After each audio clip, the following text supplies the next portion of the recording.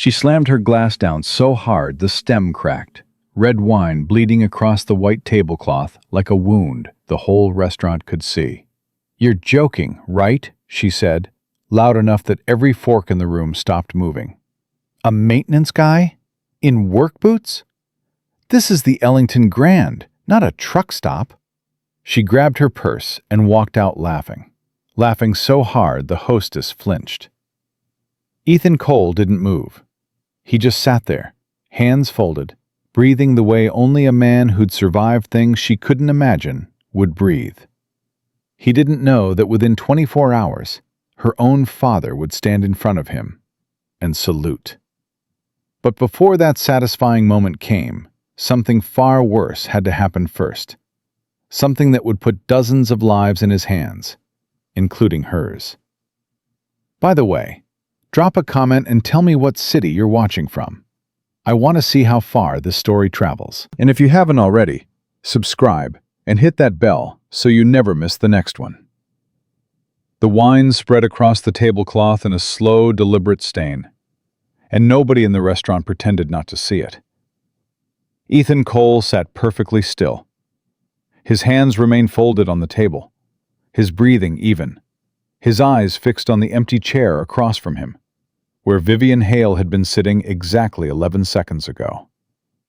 He could still hear her heels cracking against the marble floor as she walked toward the exit, each step landing like a judge's gavel. A waiter appeared beside him, nervous, holding a cloth napkin like a tiny white flag of surrender. "Sir, I'm sorry about—" "It's fine," Ethan said quietly. "Can I get the check?" "You didn't order yet, sir." "Then I'll cover her drink." He reached into his back pocket, pulled out 2 20s, and placed them on the table with the kind of unhurried precision that made the waiter pause. No shaking hands, no red face, no clenched jaw, just calm.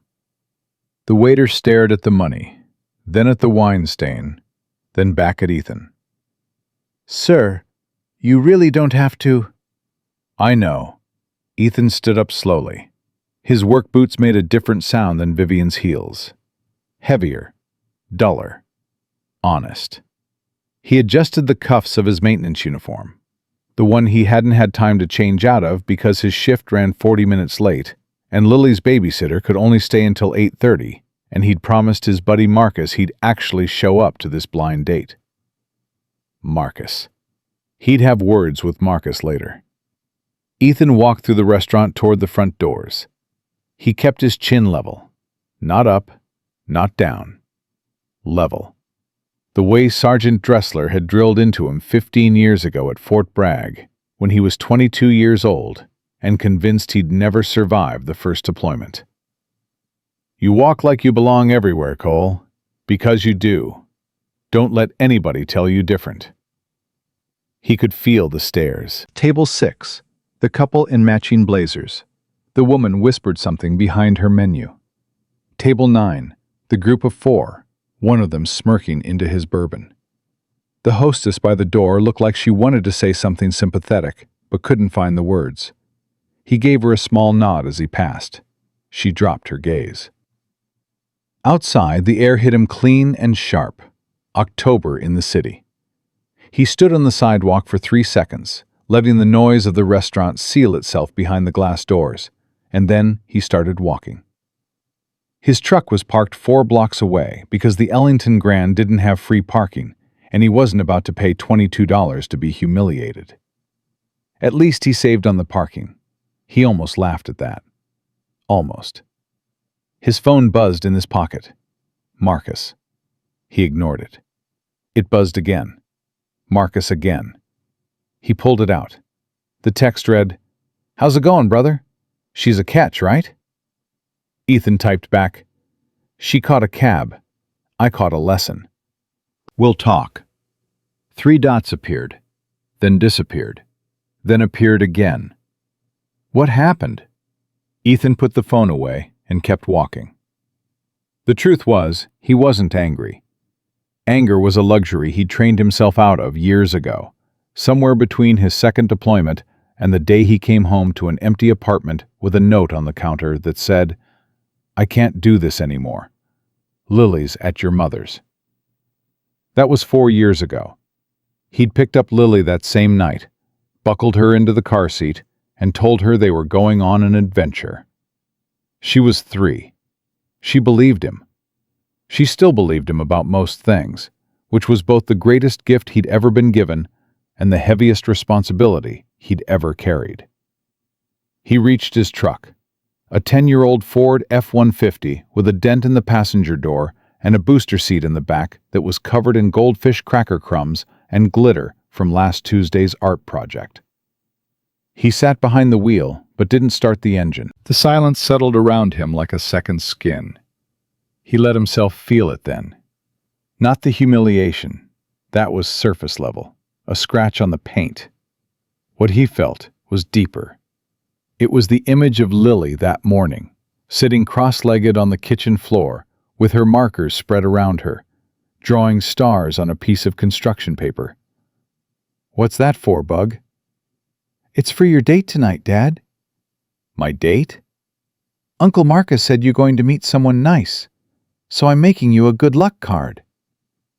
She'd held it up with both hands, grinning so wide her 2 missing teeth made the smile look like a little piano keyboard missing keys. The card said, "Good luck, Dad," with 7 yellow stars around it, and she'd drawn 2 stick figures holding hands, one tall, one with triangle hair. "That's you and your friend," she explained. He'd taped it to the fridge, right next to her report card, and the crayon drawing of their apartment building she'd titled Home. Now, sitting in his truck outside the Ellington Grand, the memory of that card pressed against the inside of his ribs like a bruise that wouldn't show. Not because Vivian Hale had embarrassed him. Women had rejected him before. People had judged him before.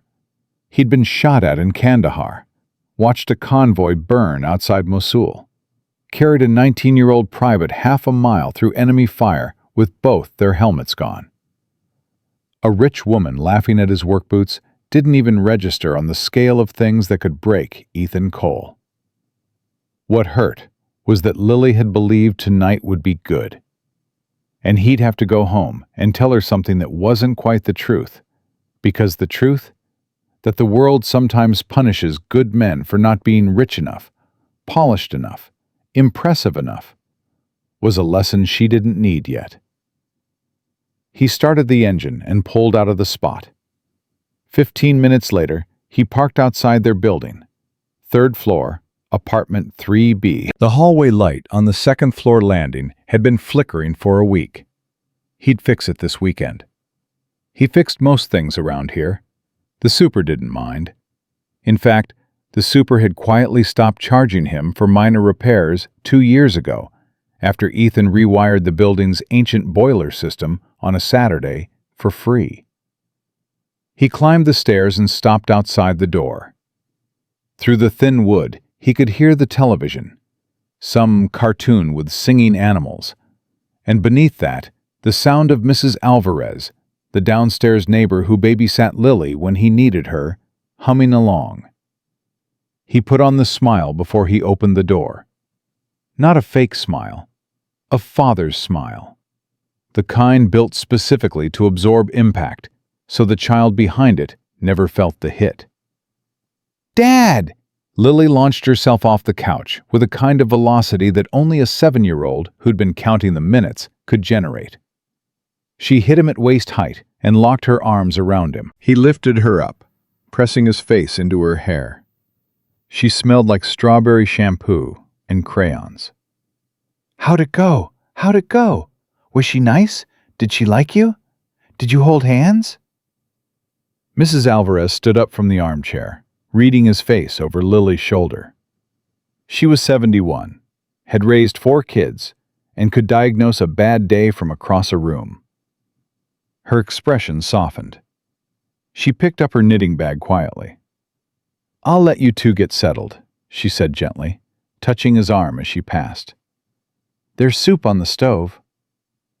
"Thank you, Gloria." She paused at the door. "Ethan." He looked at her. Any woman who can't see what's standing in front of her doesn't deserve what she's looking at. She closed the door behind her. The lock clicked. Lily pulled back, holding his face with both hands, studying him with the intense, unblinking focus that children use when they suspect adults are editing the truth. "Dad, how was it?" "It was okay, Bug." "Just okay?" "She was nice, but I don't think we'll see each other again." "Why not?" He carried her toward the kitchen, buying time. "Sometimes two people just don't match up, like puzzle pieces that are both fine on their own but don't fit together." Lily considered this with the gravity of a Supreme Court justice weighing testimony. "Did she not like your shirt?" He glanced down at his uniform. He hadn't changed. He hadn't had time. "Maybe," he said, and the word tasted honest enough to pass. "Well, that's dumb," Lily declared. "You look like a hero in your uniform." Something cracked open behind his sternum. Just a hairline fracture. He kissed the top of her head and set her down. "You hungry? Mrs. Alvarez made soup." "Already ate, but I saved you the big bowl." He found it on the counter, covered with a paper towel, still warm. Chicken and rice. The big bowl. He sat at their small kitchen table. 2 chairs, one wobbly, a placemat with crayon stains, and ate while Lily sat across from him, drawing on the back of a grocery receipt. "What are you making?" "Another good luck card," she said. "For next time." His spoon stopped halfway to his mouth. "Next time?" "You gotta try again, Dad. That's what you always tell me when I mess up my letters. Try again. Make it better." He set the spoon down. For a moment, the apartment felt so quiet he could hear the fridge humming. This child, this tiny, relentless, unbreakable child, was sitting across from him using his own words to push him forward. "You're right, Bug. I'll try again." She nodded, satisfied, and went back to her drawing. After dinner, he washed the bowl, wiped down the counter, checked that the front door was locked, checked that the window in Lily's room was latched, checked the stove knobs, twice, and then sat on the edge of the couch while Lily brushed her teeth. The apartment was small. One bedroom that he'd given to her, filled with art supplies and stuffed animals, and a bookshelf he'd built from scrap lumber. He slept on the pull-out couch in the living room. It wasn't comfortable, but comfort wasn't something Ethan measured his life by anymore.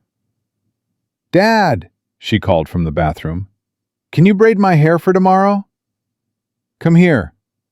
She appeared in her pajamas, the ones with little astronauts on them, because she'd told him last month that she wanted to go to the moon, and he'd said, "Then we'd better get you the right pajamas for training." She'd taken it completely seriously. She sat on the floor between his knees, and he braided her hair with careful, practiced hands. He'd learned from YouTube videos 3 years ago, replaying the same tutorial 17 times until he got it right, because she'd come home from school crying that all the other girls have braids and she didn't have a mom to do hers. 17 times. He'd watched that video 17 times. "Dad?" "Yeah, Bug?" "Are you sad?" His hands paused for just a fraction of a second. "No, baby, I'm not sad." "You have your quiet face on." "I'm just tired. Long day." She tilted her head back to look at him upside down. "Promise you're okay?" He leaned down and kissed her forehead. "I'm the luckiest guy in the world, Lily. I got you." She turned back around, satisfied. "Good, because you're stuck with me." "Wouldn't have it any other way." He finished the braid, tucked her into bed, read her 2 pages of the chapter book they were working through, a story about a girl who sailed across the ocean in a boat she built herself, and then turned off the lamp. The glow-in-the-dark stars he'd stuck on her ceiling 2 years ago shimmered faintly. "Good night, Dad." "Good night, Bug. I love you bigger than the moon." "I love you bigger than the moon, and the sun, and the whole parking lot at Target." He laughed quietly. That was their game. Who could name the biggest thing? Last week she'd said, bigger than all the air. And he still hadn't figured out how to top it. He pulled her door halfway closed and walked back to the living room. The apartment settled into its nighttime sounds, the fridge, the pipes, a siren somewhere far away. He sat on the edge of the pull-out couch and pressed his palms against his knees. The laughter came back then, not gradually, but all at once. Vivian's voice slicing through the restaurant like it had been designed to cut. A maintenance guy? In work boots? This is the Ellington Grand, not a truck stop. And the wine glass cracking, and the stares, and the hostess who couldn't look at him. He didn't suppress the memory. He'd learned a long time ago that pushing things down only made them surface harder later. So he let the scene play. He let it run from beginning to end, the way a soldier debriefs after a mission. Clinical, honest, complete. What went wrong? She made assumptions. What could he have done differently? Worn different clothes, maybe? But no, that wasn't the point. She hadn't rejected the uniform. She'd rejected what she thought the uniform meant. Low status, low ambition, low worth.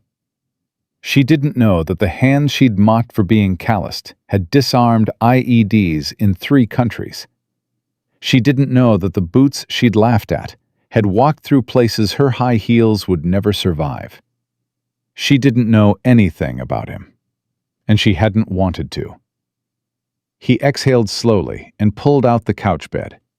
The sheets were clean. He always kept them clean. Discipline didn't take days off. Tomorrow, he'd go back to work at the Ellington Grand.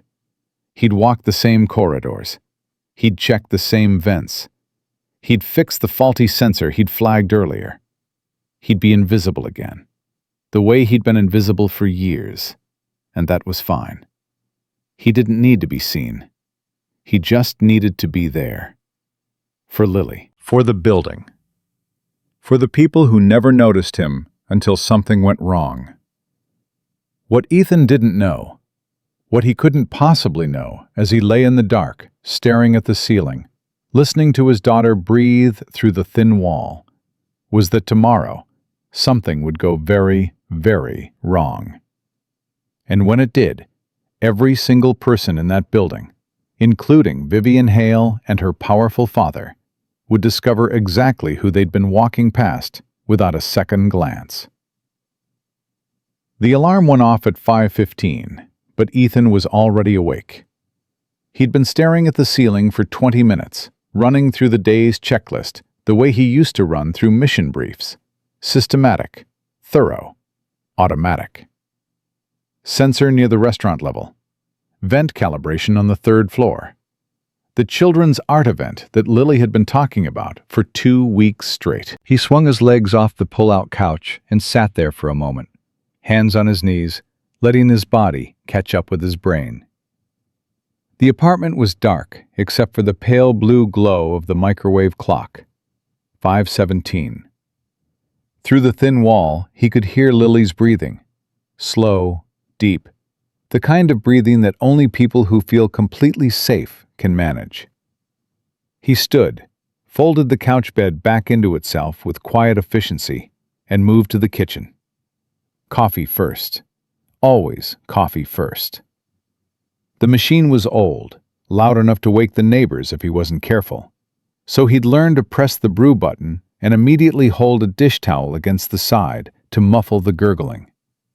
One of those small, stupid adaptations that single parenthood taught you. While the coffee brewed, he opened the fridge. Lily's lunch. Turkey sandwich, cut diagonal because she insisted triangles tasted better than rectangles. Apple slices in a baggie. A juice box. And a note. He always put a note in her lunchbox. Today said, "You're braver than you think. Love, Dad." He'd started the notes after her first week of 1st grade, when she came home and told him that a boy named Derek said she was weird for not having a mom. Ethan had wanted to drive to the school and explain a few things to Derek's parents. But instead he sat on the kitchen floor with Lily and told her that some families look different, and different doesn't mean less. The next morning he put a note in her lunchbox, and he hadn't stopped since. He zipped the lunchbox closed and set it by the door. Then he pulled his uniform off the hanger in the closet. Clean, pressed, the name patch reading Cole in block letters. He'd ironed it last night before the date. Funny how that worked. He'd ironed the same uniform Vivian Hale had treated like a costume, and he'd done it with the same care he gave everything in his life. He was buttoning the shirt when his phone buzzed. Marcus. "Bro, I am so sorry. I had no idea she was like that. Call me when you can." Ethan stared at the message for 5 seconds, then typed back, "It's done. Don't set me up again." "Come on, man. Not all of them are like that." "I said it's done, Marcus." He put the phone on the counter and finished getting dressed. Boots laced tight, belt on, toolkit packed. He caught his reflection in the bathroom mirror and paused. 41 years old. Lines around the eyes that hadn't been there before Kandahar. A scar along the jawline from a piece of shrapnel that the field surgeon said came within 2 inches of his carotid artery.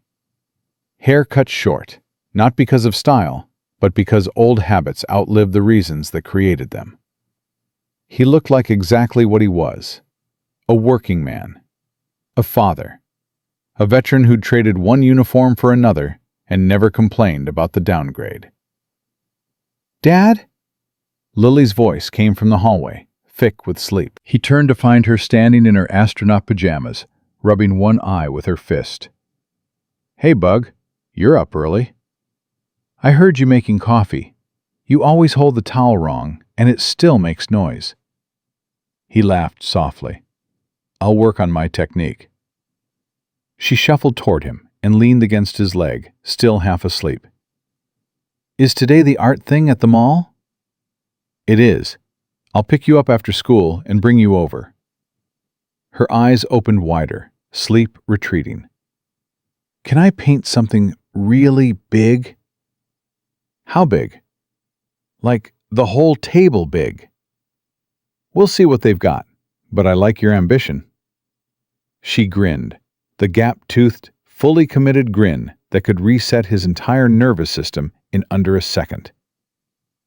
"I'm going to paint something for you." "Yeah? What?" "It's a surprise." "I like surprises." "I know. That's why I'm not telling you." She delivered this with the absolute confidence of a 7-year-old who had just won a negotiation. Then she turned and shuffled back toward her room. "I'm going back to sleep. Wake me up at regular time." "Yes, ma'am." She disappeared, and the apartment went quiet again. Ethan poured his coffee into the thermos, screwed the lid tight, and took one last look at the fridge.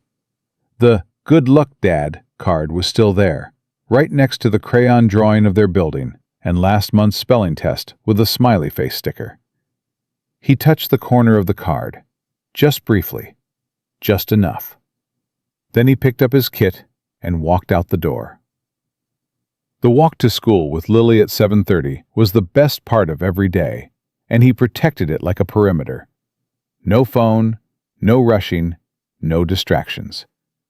Just the two of them, side by side on the cracked sidewalk, her hand in his, her voice filling the morning air with whatever occupied the vast, sprawling landscape of a second grader's mind. "Mrs. Patterson said we're doing butterflies next week in science," Lily told him, stepping over a crack with exaggerated care. "She said some butterflies fly like 3,000 miles. Is that true?" "Monarch butterflies. They fly from Canada all the way to Mexico." "That's so far. Don't their wings get tired?" "Probably, but they keep going anyway." "Like you, Dad." He looked down at her. She wasn't being poetic. She wasn't trying to say something deep. She just stated it the way kids state things, plainly, without decoration. as obvious to her as the sidewalk under their feet. "Yeah," he said, "like me." At the school entrance, she hugged him tight, grabbed her backpack, and bolted toward the double doors. Halfway there, she turned back. "Don't forget, pick me up at 3:15. Don't be late." "Have I ever been late?" "No, but I'm reminding you anyway, because today is important." "Copy that." She gave him a thumbs up, a gesture she'd picked up from him, and disappeared inside. He stood there for a moment, watching the doors swing shut, the morning sunlight catching the scuffed metal handles. Then he turned and headed for the Ellington Grand. The service entrance was around the back of the building, past the loading dock and the dumpsters that always smelled like old shrimp from the restaurant above. Ethan swiped his badge, pushed through the heavy steel door, and entered the corridor that most people in the building didn't know existed. Bare concrete walls, exposed conduit, fluorescent lights with a greenish tint. This was the building's circulatory system, and he was one of the few people who understood how every part of it connected. He clocked in at the maintenance office. Brewster was already there, leaning back in his chair, reading something on his phone with his glasses pushed down his nose.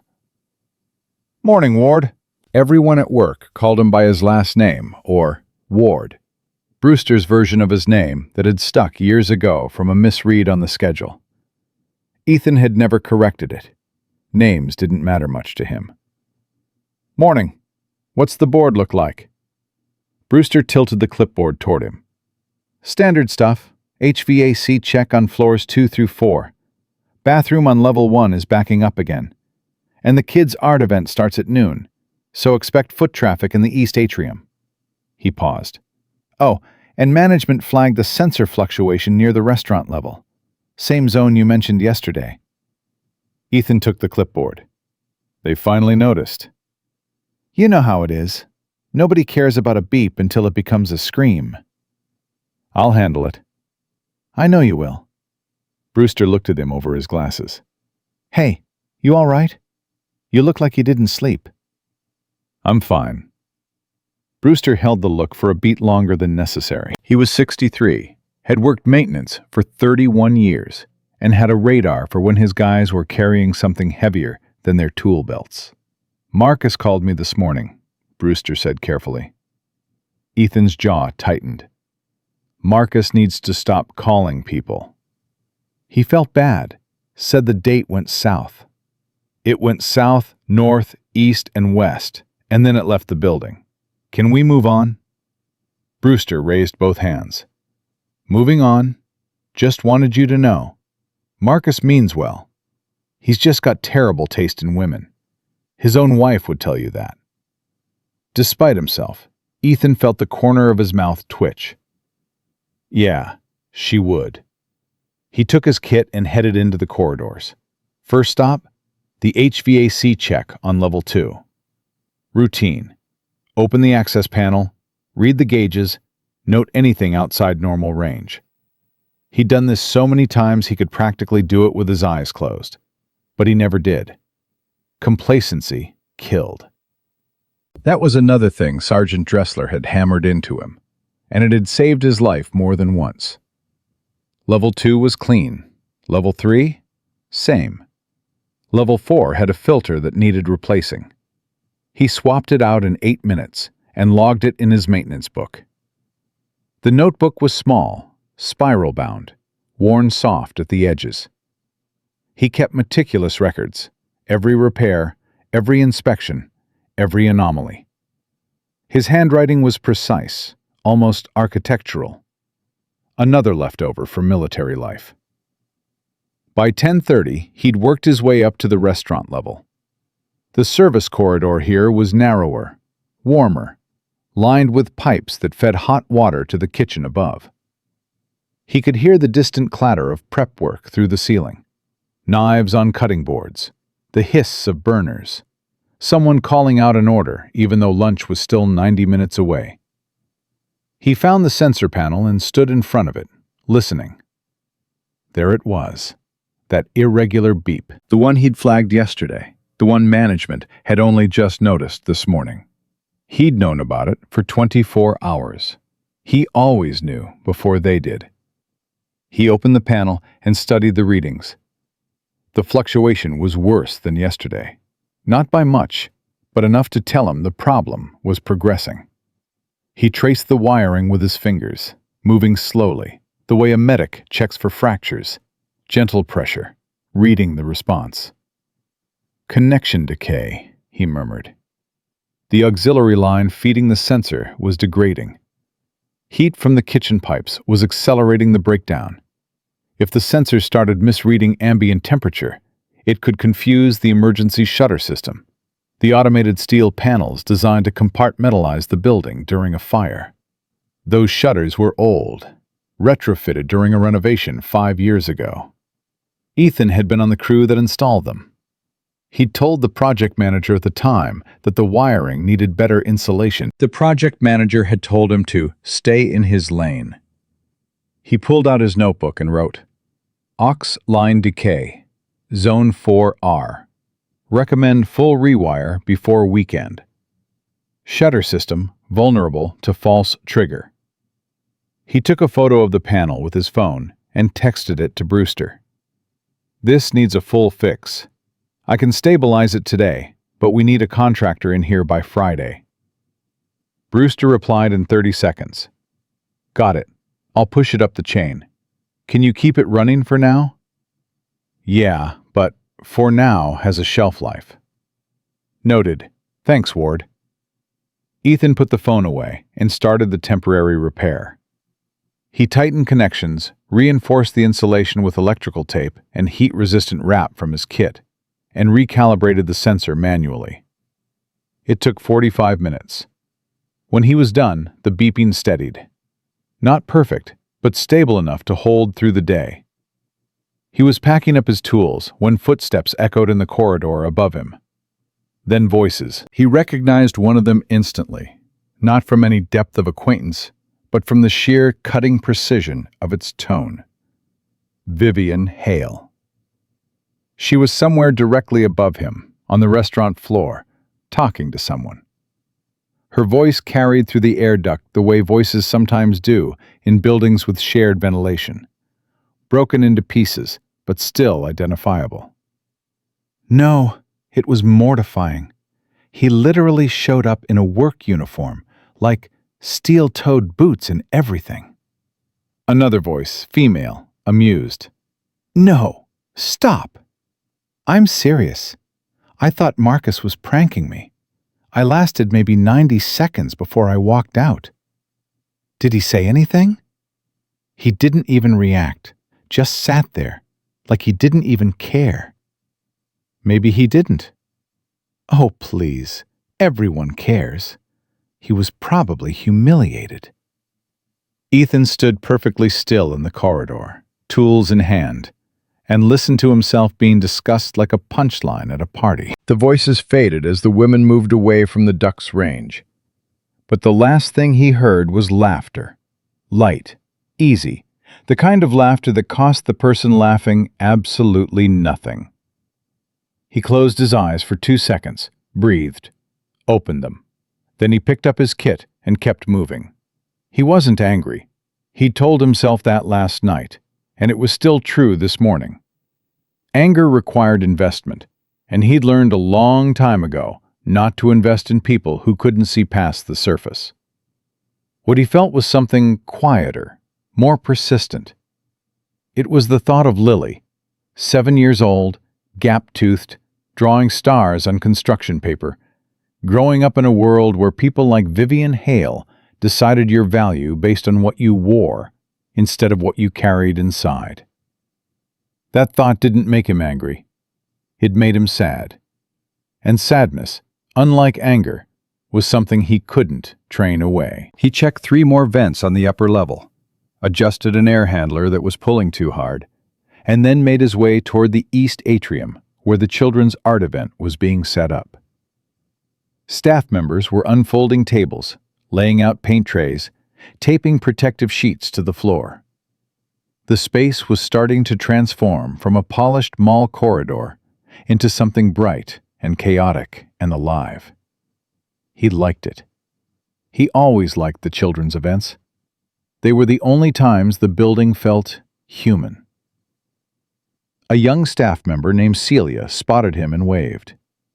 "Ethan, can you check the vents above the art tables? Last time the airflow kept blowing the paintings off." "Already on it." He pulled a step stool from the supply closet and adjusted the ceiling registers, angling the louvers so the airflow would pass over the tables instead of down onto them. A small adjustment, the kind nobody noticed until it wasn't done. Celia watched him work. "Hey, I heard about last night." He stopped adjusting the vent. "Word travels fast." "Small building. Are you okay?" "I'm fine, Celia." She hesitated, then said quietly, "For what it's worth, I think she's an idiot." He climbed down from the stool. "You don't know her." "I know enough. Anyone who walks out on a good person because of a uniform doesn't deserve the person inside it." She paused, then added, "My dad was a plumber. My mom fell in love with him at a job site. He had pipe grease on his face. She said it was the most honest thing she'd ever seen." Ethan looked at her for a long moment. "Your mom sounds smart." "She was. 38 years they were married." He nodded. Something about that story, the simplicity of it, the way it cut through all the noise, landed somewhere soft inside him. He packed up the stool and moved on before the moment could grow heavier. By noon, the art event was in full swing. Kids poured into the atrium with parents in tow. The noise level tripled. Paint flew in directions that defied physics. A boy near the entrance knocked over an entire tray of red paint, creating what looked like a crime scene across the white floor tiles. Staff scrambled. Parents laughed. The building, for a brief window, felt alive in a way that had nothing to do with systems and sensors and wiring. Ethan moved through the edges of the crowd, checking vents, adjusting flow, keeping the invisible machinery running so the visible joy could continue uninterrupted. He passed the staff counter near the art tables and noticed something he hadn't seen before. A small framed photo, tucked between a stack of napkins and a cup of markers. It was him, holding Lily at last month's event, both of them smiling. Someone had printed it and put it there without telling him. He picked it up and studied it. In the photo, Lily was holding up a painted butterfly, her face turned toward the camera with pure delight. And he was looking at her, not at the camera, at her, with an expression he didn't recognize on his own face. It was something unguarded, something he didn't usually let the world see. He set the photo down gently and moved on. But something about it stayed with him. The evidence that someone in this building had seen him clearly, had thought the moment worth preserving. At 3 o'clock, he texted Lily's after-school program. "Picking up in 15. The reply came from Mrs. Ramos, the program coordinator. "She's been packed and ready since 2. Says she has important art business at the mall." Her words. He smiled and headed for the exit. Lily was waiting on the front steps of the school, backpack on, a determined expression on her face that made her look like a tiny general preparing for deployment. "You're early," she announced, jumping up. "You said don't be late. I figured early was the safe play." Smart. She grabbed his hand and started pulling him toward the sidewalk. "Come on, let's go. I have a plan." "A plan?" "I'm going to paint something for the universe." "What does that mean?" "I don't know yet, but it's going to be big." He let her pull him along, matching her hurried steps, listening to her explain her artistic vision with a kind of passionate intensity that most adults lost somewhere around age 12. She talked about colors and shapes and how she wanted to use glitter. But not too much, because too much glitter is chaotic, Dad. "Where'd you learn the word chaotic?" "Mrs. Patterson. She says our classroom is chaotic." I think she means it in a bad way, but I think chaos is just art that hasn't found its shape yet. He stopped walking, looked down at her.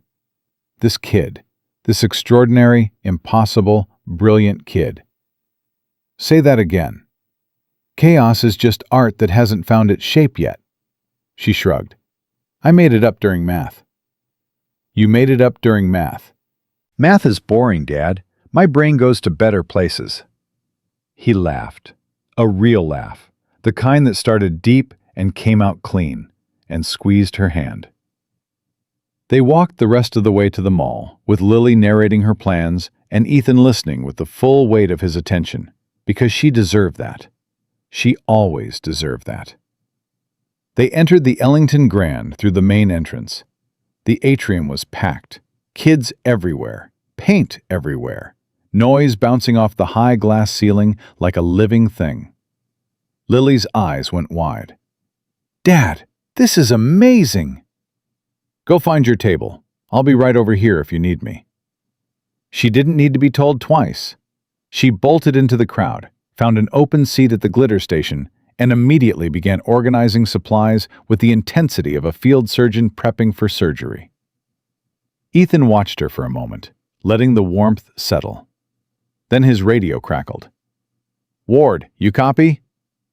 Brewster's voice, slightly strained. Go ahead. That sensor zone you fixed this morning. Management's reporting another fluctuation. Same area. You sure you stabilized it? Ethan's chest tightened. I stabilized it for today. I told you it needs a full rewire. I know. They're just nervous with the crowd. Can you take another look? On my way. He glanced at Lily one more time. She was already elbow-deep in glitter, laughing with a girl beside her, completely absorbed. Safe. Happy. Exactly where she should be. He turned and headed for the service corridor. The sounds of the atrium faded behind him as he pushed through the heavy door into the building's hidden world. Concrete walls closed in. The air grew warmer. The fluorescent lights hummed their flat, green hum. He reached the sensor panel and opened it. The readings were flickering again. Not as badly as yesterday, but worse than this morning. His temporary fix was holding, but barely. The heat from the kitchen above was persistent, slow cooking the insulation he'd patched. He pressed his hand against the wall near the auxiliary line. Warm. Warmer than it should be. Come on, he murmured. Hold together. He tightened the connections again, checked the calibration, and watched the readings stabilize. They held for 30 seconds. 45. A minute. The beeping steadied. But something else caught his attention. The airflow in the corridor had shifted. Not dramatically.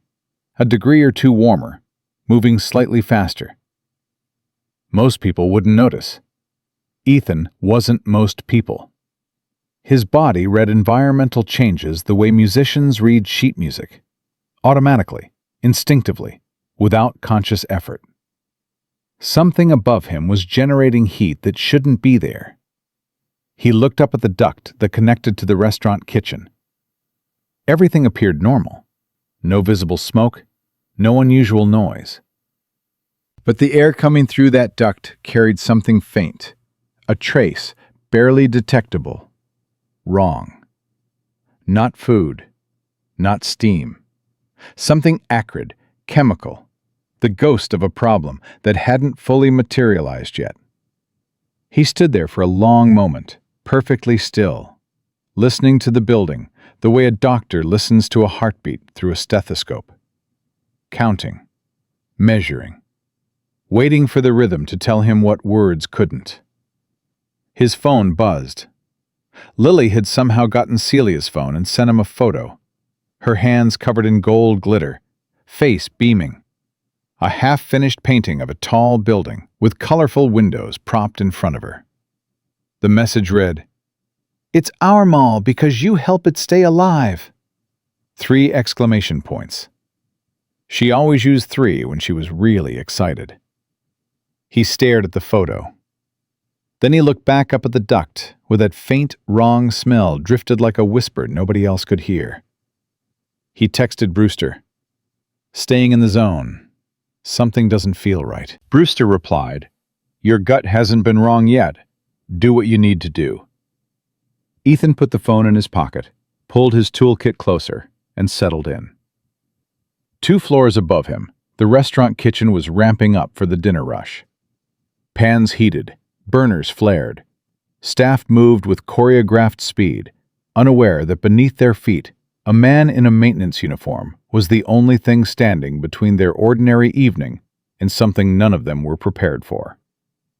And 4 floors above that, in a private dining booth overlooking the atrium, Vivian Hale straightened her blazer and checked her phone for the 3rd time in 2 minutes. Her father was late. Richard Hale was never late. His text had been short.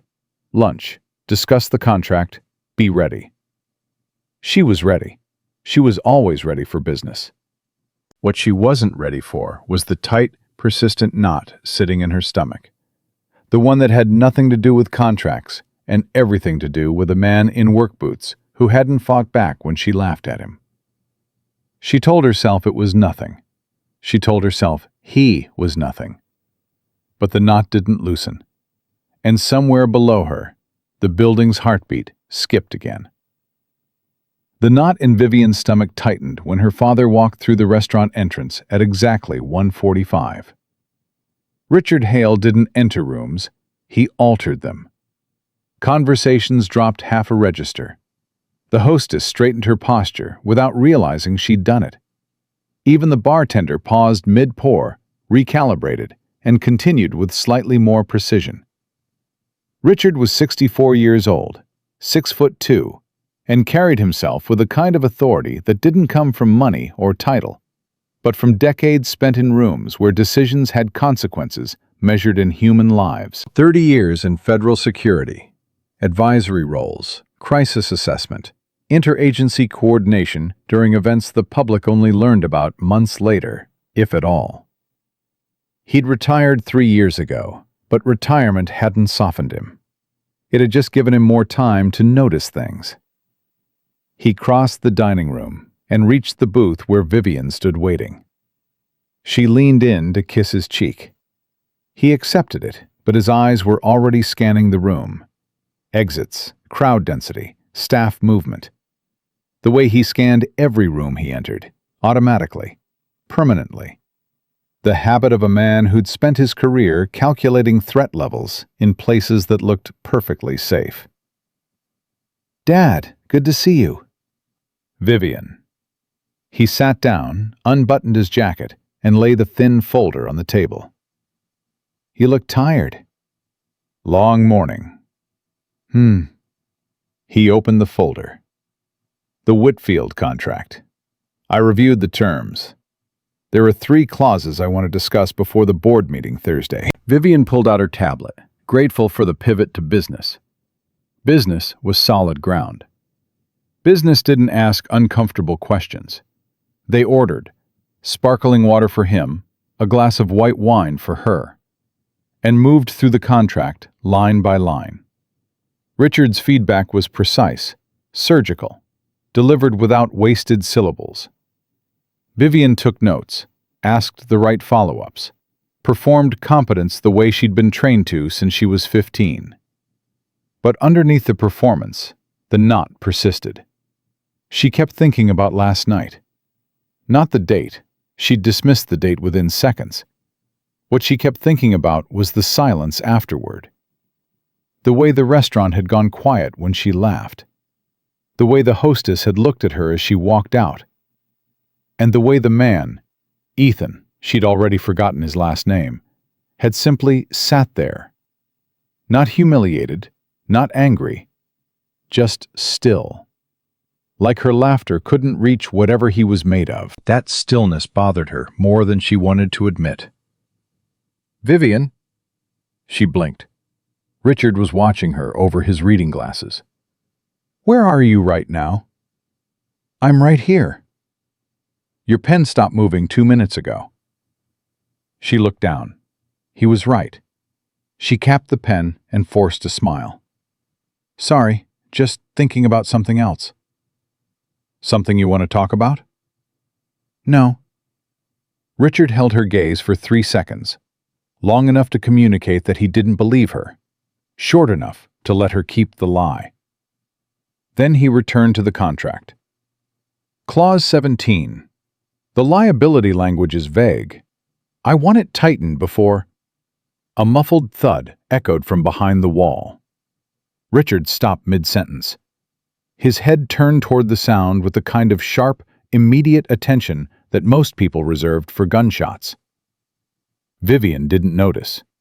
She was reaching for her wineglass. Did you hear that? Richard said. Hear what? He listened for another moment.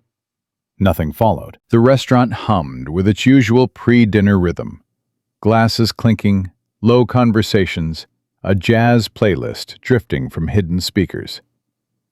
Just the building settling, Vivian offered. Richard didn't respond. Buildings didn't settle with that kind of sound. But he let it go and returned to the folder. His shoulders, however, didn't relax. Something in the air had shifted. A degree, maybe less. And Richard Hale was not a man who ignored shifts. 2 floors below, Ethan pressed his palm flat against the wall panel and held it there. The heat had increased. Not rapidly, not dramatically, but steadily, the way a fever builds before it spikes. He pulled out his notebook and checked his earlier reading. The auxiliary line temperature had climbed 4 degrees in the last 90 minutes. At this rate, the insulation patch he'd applied would start degrading within the hour. He radioed Brewster. Brew, I need you to call the contractor, now, not Friday, now. That bad? It's getting there. The heat's climbing, and my patch won't hold forever. If this line fails, the sensor feeds garbage data to the shutters. Brewster's voice tightened. What happens then? Best case, the shutters activate when they shouldn't. Worst case, they don't activate when they should. A pause. I'll make the call. Can you hold it together until then? I'll do what I can. He ended the transmission and crouched in front of the panel, replacing the heat-resistant wrap he'd applied that morning with a fresh layer from his kit. His hands moved with steady precision, but his mind was running calculations he hadn't performed since his military days. Heat transfer rates, structural tolerance, cascade failure points. The building wasn't a combat zone, but the principles were the same. Systems fail, failures compound, and the gap between manageable and catastrophic was measured in minutes, not hours. He finished the wrap and stood up. The beeping had steadied again, for now. Then his phone buzzed. A photo from Lily, sent from Celia's phone again. She was holding up her finished painting. The tall building with colorful windows, now covered in gold glitter that caught the light like tiny suns. Below the building, she'd written in wobbly letters, Dad's Mall. He stared at the photo. His thumb hovered over the screen. Then the smell hit him. Not the faint trace from earlier. This was sharper, closer. The acrid bite of overheated wiring mixed with something else. Cooking oil, superheated, breaking down into smoke. It drifted through the duct above him like a warning delivered in a language only he could read. He looked up. A thin curl of smoke, barely visible, almost translucent, slipped from the seam where the duct connected to the ceiling. It moved slowly, lazily, as if it had all the time in the world. Ethan's breathing changed. It wasn't a conscious decision. His body simply shifted into a mode that lived beneath his everyday self. A mode built by 4 deployments, countless drills, and the kind of training that rewired a person's nervous system permanently. His heart rate dropped. His vision sharpened. His hearing expanded, pulling in sounds from multiple floors simultaneously. He grabbed his radio. Brewster, we have smoke in the Zone 4 service corridor. Origin appears to be the restaurant kitchen level. I'm going up. Smoke? How much? Trace amount for now, but it shouldn't be here at all. Should I call it in? Not yet. Let me assess. But get security aware. And Brew, there's a children's event in the East Atrium. 200 kids, maybe more. The pause on Brewster's end said everything. Copy. I'll alert security. Be careful, Ward. Ethan was already moving toward the stairwell. He took the stairs 2 at a time, his boots hitting the concrete with controlled force. The air grew warmer with each floor. By the time he reached the landing below the restaurant level, the temperature differential was unmistakable. 5, maybe 6 degrees warmer than the lower floors. He pushed through the service door and entered the back corridor of the restaurant kitchen. The smoke was thicker here. Not enough to choke, but enough to haze the fluorescent lights into dull yellow halos. He could hear kitchen staff on the other side of the wall. Pans clanging, a voice shouting about a sauce. Normal sounds, but underscored by something that didn't belong. A high-pitched hiss, intermittent, metallic. He moved fast, following the corridor toward the kitchen's rear access door. Before he reached it, the door burst open and a prep cook stumbled out, coughing, waving smoke away from his face. Hey, are you maintenance? The cook sputtered. What happened? Pan fire. Junior guy overheated the oil. We killed it, but the hood vent isn't pulling right. Smoke's just sitting there. How long ago? Maybe 10 minutes? Chef told everyone to fan it out, but it's getting worse, not better. Ethan pushed past him into the kitchen. The smoke hung at chest height, thick enough to sting his eyes. 3 cooks stood near the stove line, 2 of them holding towels, fanning uselessly at a cloud that had no exit route. The hood ventilation above the stove was running, but Ethan could hear it laboring, pulling hard, catching, pulling again. The sound of a system fighting against a blockage it couldn't clear. Everyone out of the kitchen, Ethan said. Not a suggestion, a command. The head chef, a stocky man with sweat rolling down his temples, turned sharply. Who the hell are you? Maintenance. Your ventilation is compromised and you've got a heat buildup behind the east wall. Everyone needs to clear this space. Now. It's a pan fire. We handled it. You handled the flame. The smoke has nowhere to go, and your vent system is feeding false data to the emergency shutters. If those shutters misfire, this kitchen becomes a sealed box. The chef's face went pale. He looked at the other cooks. You heard him. Everybody out. Side exit. Move. They moved. Ethan crossed to the hood vent and reached up, pressing his hand against the housing. The vibration was wrong, stuttering instead of steady. The fan was running, but the duct behind it was partially blocked, probably by grease buildup that had shifted during the temperature spike. He needed to clear it manually, but first he needed to check the sensor panel. He pulled open the access panel on the kitchen wall. The readings confirmed his fear.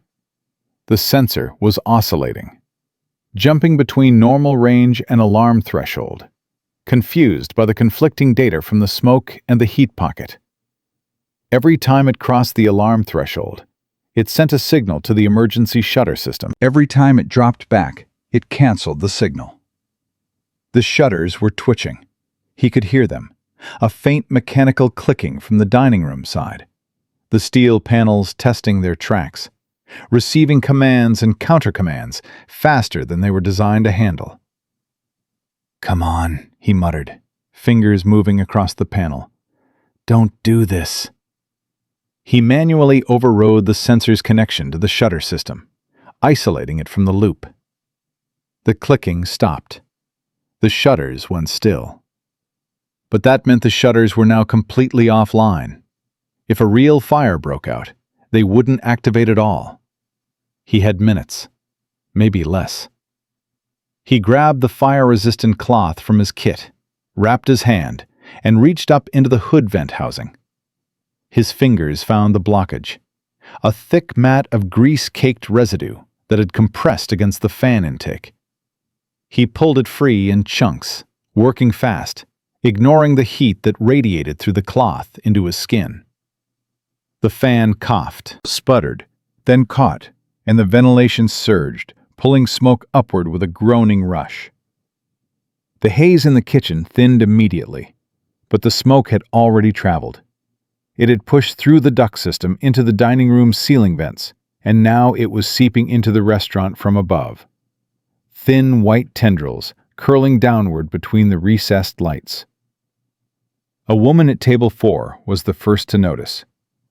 "Is something burning?" Then table 7. Then table 12. Within 30 seconds, the murmur became a wave. Diners pushed back their chairs. Someone coughed. Someone else grabbed their jacket and headed for the exit. And then the emergency shutter on the main exit, the one Ethan had just disconnected from the sensor loop, dropped 6 inches and jammed. It shouldn't have moved at all. He'd isolated the signal. But the building's old wiring had a redundancy loop he'd missed. A secondary trigger that responded not to the sensor, but to the ambient temperature around the door frame itself. And the temperature had just crossed the threshold. The shutter hung at knee height, steel teeth biting into the floor track, vibrating with mechanical tension. Anyone who tried to crawl under it risked being crushed if the secondary motor kicked in and slammed it the rest of the way down. The dining room erupted. A woman screamed. 2 men rushed the exit and stopped short when they saw the shutter. An elderly couple near the window stood frozen, the husband gripping his wife's arm. A mother with a toddler on her hip turned in circles, looking for another way out, her child starting to wail. And Vivian Hale stood in the center of it all, her face white, her hand shaking, her wine glass still in her grip as if she'd forgotten she was holding it. Richard was on his feet instantly. He assessed the room the way he'd assessed 1,000 rooms in his career. Exits, threats, population, capabilities. He grabbed Vivian's arm. "Move toward the kitchen. There's a service exit." "Dad, what's—" "Move, now." He pushed her toward the swinging door, then turned back to the crowd. "Everyone listen to me. Stay low. Cover your mouths. There's an exit through the kitchen. Move calmly. Do not run." His voice cut through the panic with practiced authority. Some people responded immediately, bending low, moving toward the kitchen. Others remained frozen, paralyzed by the smoke and the jammed shutter and the screaming.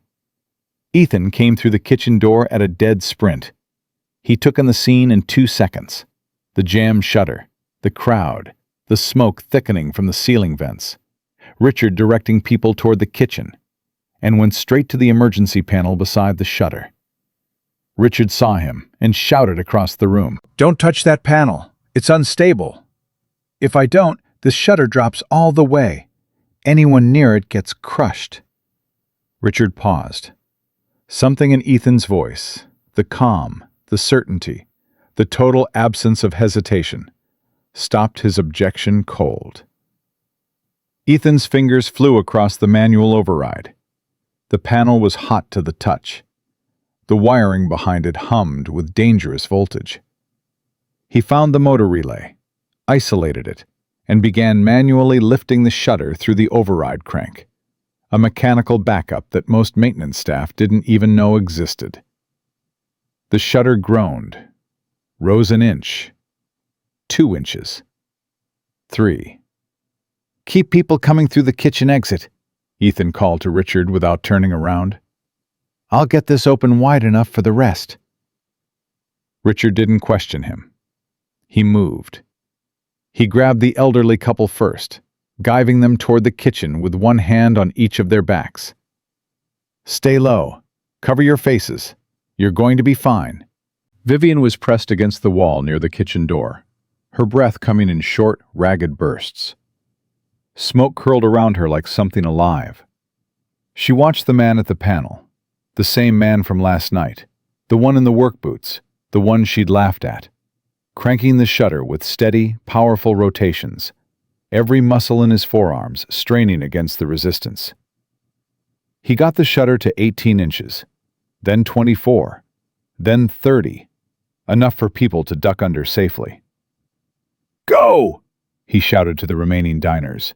"Stay low and move through, one at a time. Don't push." They moved.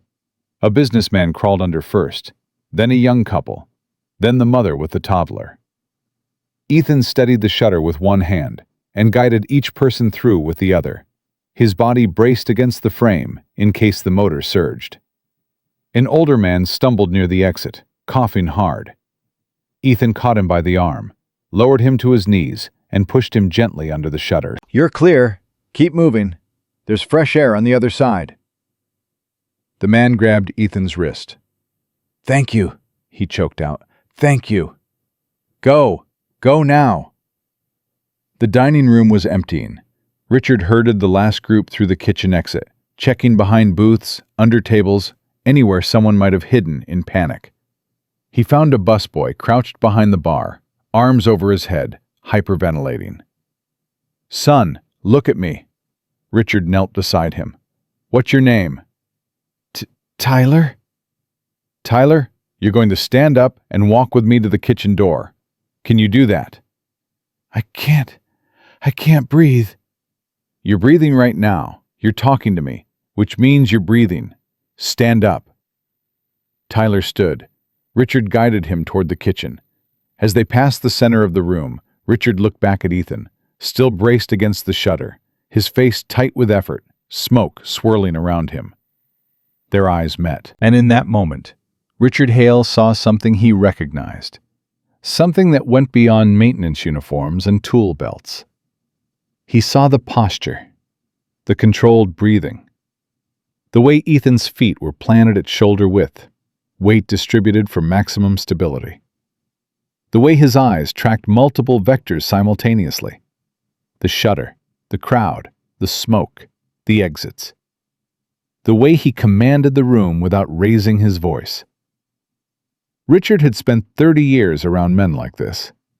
He knew exactly what he was looking at. He just didn't know the name for it yet. "Kitchen's clear!" Richard shouted. "How many still in the dining room?" Ethan called back. Richard scanned.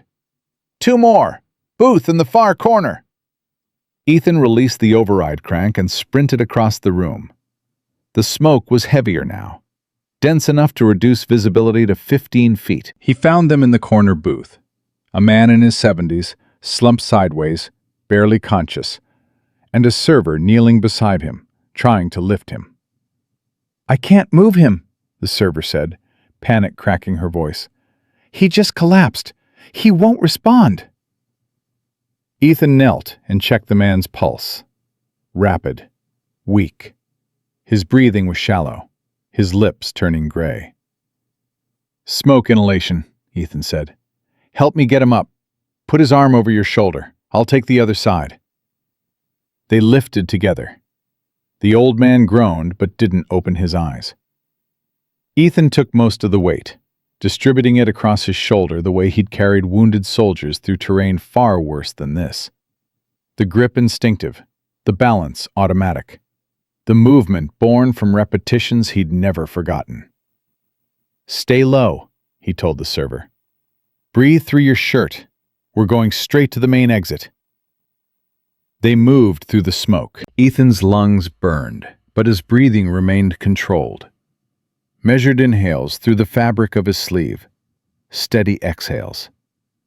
A rhythm drilled into him during CBRN training that he'd never expected to use in a shopping mall. They reached the shutter. It was still open at 30 inches, the override holding. Ethan eased the old man down and pushed him under gently, then guided the server through after him. "Get him outside. Tell the paramedics smoke inhalation, possible cardiac stress. Go." The server dragged the man to safety, and Ethan stood alone in the dining room. Smoke pressed against the ceiling like a living thing, heavy, searching, filling every space the ventilation couldn't reach. He scanned once more. Every booth, every corner, every shadow. Empty. He crossed back to the kitchen. The smoke was thinning there. His earlier vent repair was working, pulling the worst of it upward and out. But the wall panel, where the heat pocket had been building, was now radiating enough warmth that he could feel it from 3 feet away. He pulled the panel open. The insulation he'd patched that morning had partially melted, exposing the wiring beneath. The auxiliary line was glowing dull orange at the connection point. Not flaming, not sparking, but cooking itself, slowly, toward failure. He wrapped his hand in the fire-resistant cloth and grabbed the wire. Heat bit through the fabric instantly. He gritted his teeth and held on, using his other hand to strip the damaged insulation and re-secure the connection with a fresh splice from his kit. The wire fought him, hot, stiff, resistant. His fingers worked through the pain with the mechanical precision of a man who'd diffused explosive devices in worse conditions with less protection. The connection seated. He released the wire and flexed his hand. The skin across his palm was red, already starting to blister. He ignored it. He recalibrated the sensor manually, watching the readings stabilize. The oscillation stopped. The numbers held, steady, accurate, sane. The emergency shutter system received a clean signal for the first time in hours. The building exhaled. He heard the fire crew before he saw them. Heavy boots on the stairs, radios crackling, the organized chaos of professionals arriving to a scene that was already controlled. The lead firefighter, a tall woman with sharp eyes and soot on her helmet, pushed through the kitchen door and stopped when she saw him standing alone in front of the open panel, toolkit at his feet, a blistered hand hanging at his side. "You the one who stabilized the ventilation?" she asked. "Yes." "And the shutter override?" "Yes." "And the crowd evacuation?" He paused. "I had help. There was a man, older, gray suit. He cleared the kitchen side." She studied him for a long beat. "We were told the alarm system never activated." "Sensor malfunction. False data in the loop. I isolated it to keep the shutters from locking, but it killed the alarm chain. So you manually managed a shutter failure, a ventilation blockage, a sensor cascade, and a crowd evacuation. By yourself." "I had help," he repeated. She looked at his hand. "You need medical attention. I need to check on my daughter." The firefighter opened her mouth to argue, then closed it. She'd seen enough to know that the man standing in front of her wasn't going to prioritize himself over his child. She stepped aside. "We'll need a statement from you." "I'll come back." He walked out of the kitchen, through the dining room where the smoke was clearing fast now, past the overturned chairs and abandoned plates and wine glasses still half full. The restaurant looked like a battlefield's polite cousin. The same chaos, just with better tablecloths. He reached the stairwell and descended. Each step pulled adrenaline from his blood, replacing it with the dull, heavy ache that always followed action. His hand throbbed. His lungs felt raw. His legs carried the weight of a body that had performed beyond what civilian life ever asked of it. But he kept moving, because somewhere below him, in a bright atrium filled with paint and glitter and laughter, a 7-year-old girl was waiting for her father, and he had promised her he'd come back. He pushed through the stairwell door and stepped into the atrium. The contrast nearly staggered him. Down here, it was bright, loud, alive. Kids were still painting.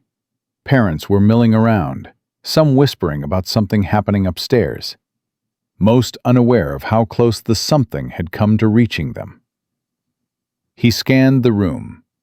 His eyes moved past the paint tables, past the staff counter, past the clusters of parents, and found her. Lily stood near the glitter station, hands clasped in front of her chest, eyes wide, searching the crowd with the focused intensity of a child who knows something is wrong, but doesn't know what. Then she saw him. Her face broke open. Relief, joy, fear, love, all of it flooding through her expression at once. And she ran. She ran so fast she knocked a cup of paintbrushes off the nearest table and didn't even notice. She hit him at full speed, arms locking around his waist, face pressing into his uniform. "Dad!" Her voice was muffled against his shirt. "Dad! Dad! Dad!" He knelt down and wrapped both arms around her. His burned hand screamed when her shoulder pressed against it, but he didn't let go. He would never let go. "I'm here, Bug. I'm right here."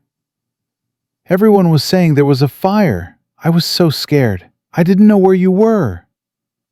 "I told you I'd come back. Have I ever broken a promise to you?" She pulled back just enough to look at his face. Her eyes were wet. Her chin was trembling, but she shook her head. "No, never." "Then trust me. I'm right here, and I'm not going anywhere." She grabbed his hand, the burned one, and he flinched. She looked down, saw the red, blistered skin. "Dad, your hand." "It's nothing, just a little burn." "That's not nothing." Her voice went fierce, the way only a child's voice can. Pure conviction without filter. "You got hurt." "I'm okay, Lily." "Promise?" "Promise." She held his hand gently, cradling it between both of hers, like she could heal it by wanting to badly enough. And standing there, in the middle of a chaotic atrium, with smoke still clearing from the floors above, and sirens approaching from outside, Ethan Cole felt something he hadn't felt in a very long time. Not pride, not relief, something quieter than both. He felt seen. Not by the firefighters, not by the staff, not by the strangers who would soon piece together what had happened. By her, by the only person whose eyes had never needed a crisis to recognize what he was worth. She held his burned hand between hers for a long time, long enough that the noise of the atrium rearranged itself around them. Staff whispering, parents pulling children closer, security guards moving toward the stairwell with radios pressed to their ears. The world continued, but Lily and Ethan stayed still, locked in a gravity that belonged only to them. "Does it hurt a lot?" she asked, tracing the edge of the blister with one careful finger. "Not anymore." "You're lying. You always say it doesn't hurt when it does." He almost smiled. "When did you get so smart?" "I was born smart, Dad. You just didn't notice because you were busy fixing stuff."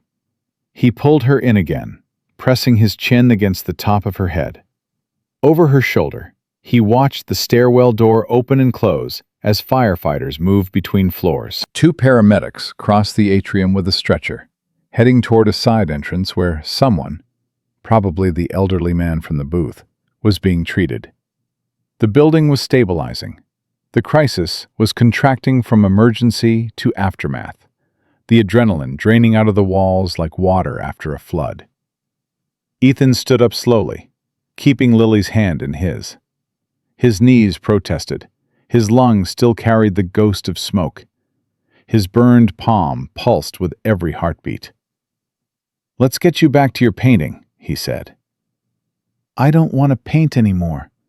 I want to stay with you." "I'm not going anywhere, Bug. I promise. I'll be right over here." She studied his face with that unblinking intensity she'd inherited from him, the ability to look at someone and know whether they were telling the truth. Whatever she found satisfied her, because she nodded slowly and let him guide her back to the art table. Celia was there, reorganizing paint trays that had been knocked askew when parents rushed to check on the commotion upstairs.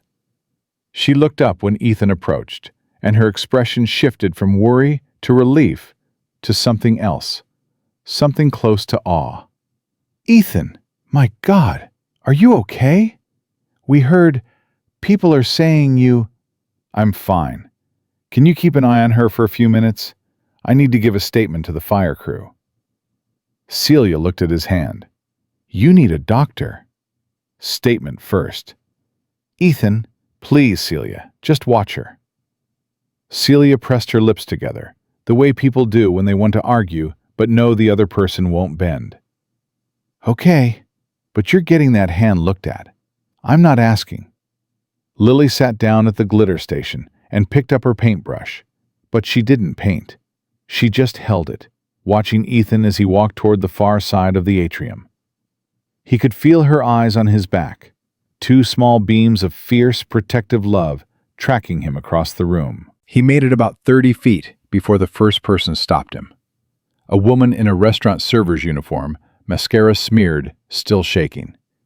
She stepped directly into his path and grabbed both of his arms. "You pulled me out," she said. Her voice cracked on every word.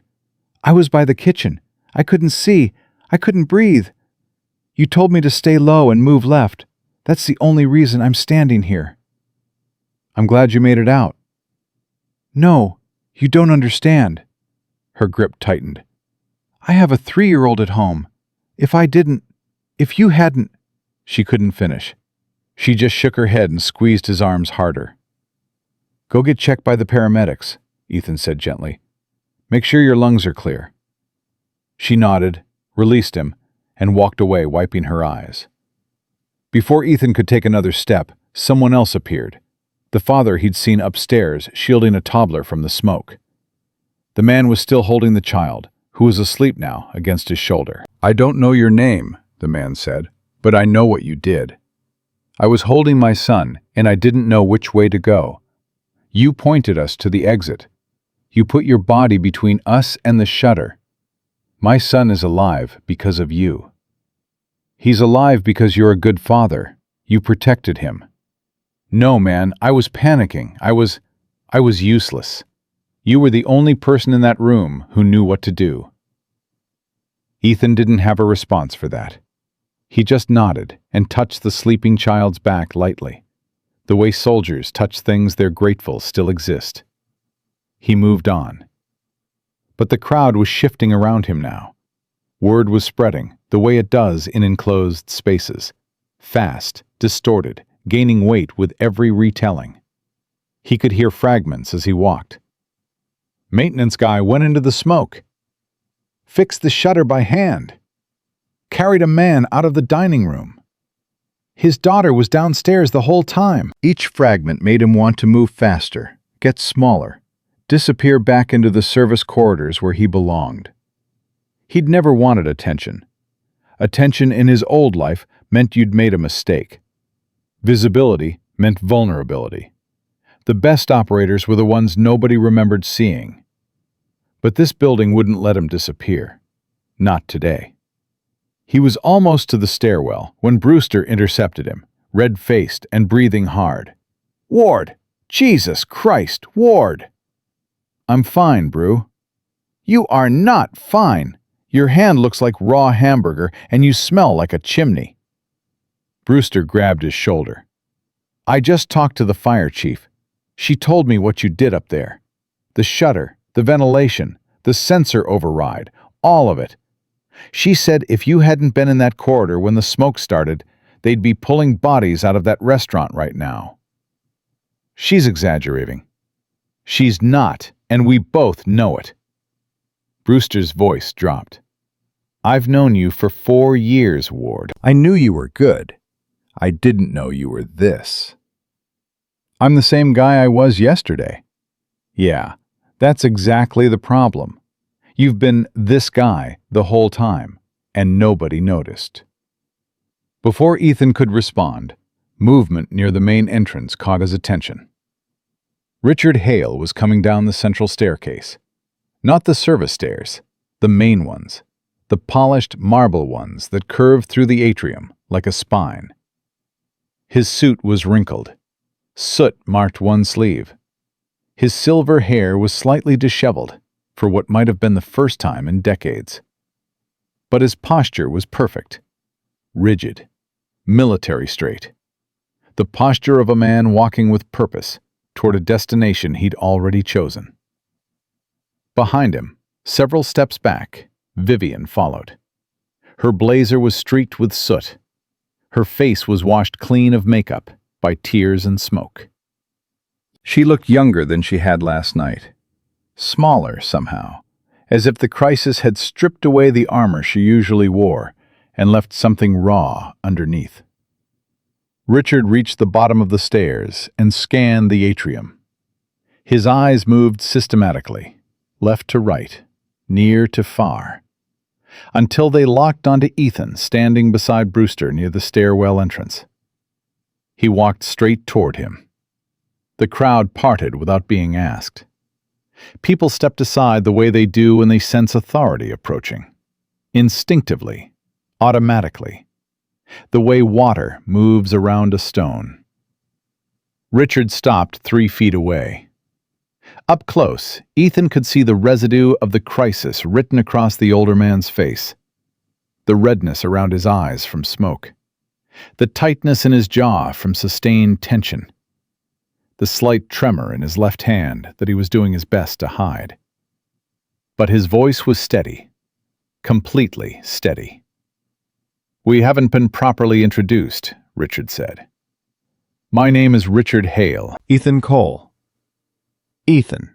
Richard repeated the name as if weighing it. "The staff upstairs told me you were the first person to identify the sensor malfunction. They said you stabilized the ventilation, manually overrode the emergency shutter, and evacuated the dining room before the fire crew arrived." He paused. "They also said you carried a man out who couldn't walk. He needed help. I was there." "That's not what I'm asking." Richard took a half step closer. His voice dropped so that only Ethan and Brewster could hear. "I watched you work up there. I watched you move through that room. The way you directed people. The way you assessed threats. The way you controlled your breathing while everyone around you was choking." Ethan said nothing. "That's not maintenance training," Richard said quietly. "I spent 30 years in federal security. I've worked with special operations, crisis response teams, embassy extraction units. I know what trained men look like when the world catches fire around them." His eyes sharpened. "What unit were you with?" The question hung between them like a held breath. Brewster looked at Ethan with an expression that was half confusion, half dawning realization. "That part of my life is over," Ethan said. "It's never over," Richard replied. "It lives in your posture. It lives in your hands. It lives in the way you didn't hesitate for 1 second when other people froze." He paused. "I'm not asking to be nosy. I'm asking because I've only seen a handful of men move the way you moved today, and every single one of them earned that ability in places most civilians don't know exist." Ethan held his gaze. The silence stretched. 2 seconds. 5. 10. Around them, the atrium continued its slow return to normalcy. Kids painted. Parents talked. Firefighters moved equipment. But in the small space between Ethan Cole and Richard Hale, time had a different texture. 75th Ranger Regiment, Ethan said finally. 3 tours. Discharged 8 years ago. The words landed on Richard like a physical impact. His chin lifted, his eyes widened fractionally. Not with surprise, but with confirmation. The kind of confirmation that makes everything else click into place. 75th, Richard repeated softly. Rangers. Yes, sir. How many deployments? 4. Afghanistan? Twice. Iraq once. And one I can't discuss. Richard exhaled slowly through his nose. Brewster's mouth had fallen open. He was looking at Ethan as if seeing him for the first time. This quiet, steady man, who'd spent 4 years fixing toilets and calibrating vents, and never once mentioned that he'd spent the decade before that conducting operations that most people only saw in movies. "Why maintenance?" Brewster said, the question escaping before he could stop it. Ethan looked at him. "Because it lets me pick up my daughter from school every day at 3:15. The simplicity of the answer hit the group like a shockwave. Brewster closed his mouth. Richard blinked. And behind them, close enough to hear, Vivian Hale pressed her hand against her stomach, as if something inside her had just collapsed. Richard studied Ethan for a long, measured moment. Then his gaze dropped to the edge of Ethan's sleeve, the left one, pushed up slightly from the work he'd done on the panel. And there, partially visible beneath the rolled fabric, was the tattoo. The Ranger Scroll. Tan and black ink, faded by time and sun, but unmistakable to anyone who knew what it meant. "You earned that," Richard said. His voice had changed. It was lower now, quieter, carrying something that went beyond professional respect. Every part of that mark. "A lot of men earned it. I'm not special." "You're wrong about that." Richard straightened.